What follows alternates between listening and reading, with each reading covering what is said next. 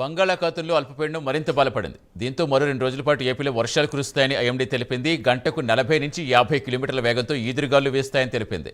నేడు శ్రీకాకుళం, పార్వతీపురం, విజయనగరం, అల్లూరు సీతారామరాజు, అనకాపల్లి జిల్లాల్లో భారీ నుంచి అతి భారీ వర్షాలు కురుస్తాయని, విశాఖ, కాకినాడ, తూర్పుగోదావరి, బీఆర్ అంబేద్కర్ కోనసీమ, ఏలూరు, పశ్చిమ గోదావరి, ఎన్టీఆర్ జిల్లాల్లో భారీ వర్షాలు కురిసే అవకాశం ఉందని తెలిపింది. భారీ వర్షాలతో మత్స్యకారులు సముద్రంలోకి వేటకు వెళ్లరాదని హెచ్చరించింది. శనివారం ఉత్తరాంధ్రలో అక్కడక్కడ ఒక మోస్తరు నుంచి భారీ వర్షాలు, మిగిలిన ప్రాంతాల్లో తేలికపాటి వానలు పడతాయని అంచనా వేస్తోంది. పూర్తి సమాచారం ఇచ్చేందుకు మా కరెస్పాండెంట్ చంద్రశేఖర్ జనతర్. చంద్రశేఖర్, ఇంకా వాతావరణ శాఖ ఏం చెప్పింది? ఏ ప్రాంతాలకు ఎక్కువగా ఎఫెక్ట్ ఉంటుందని చెప్పింది? Good morning Satish. చూసుకుంటే ఉత్తర బంగాళాఖాతంలో కేంద్ర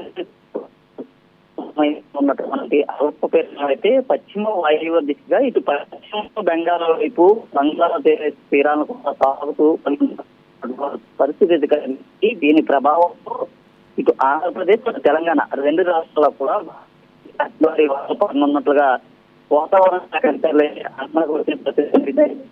మరో 24 గంటల్లో ఇది పూర్తిగా తీవ్రత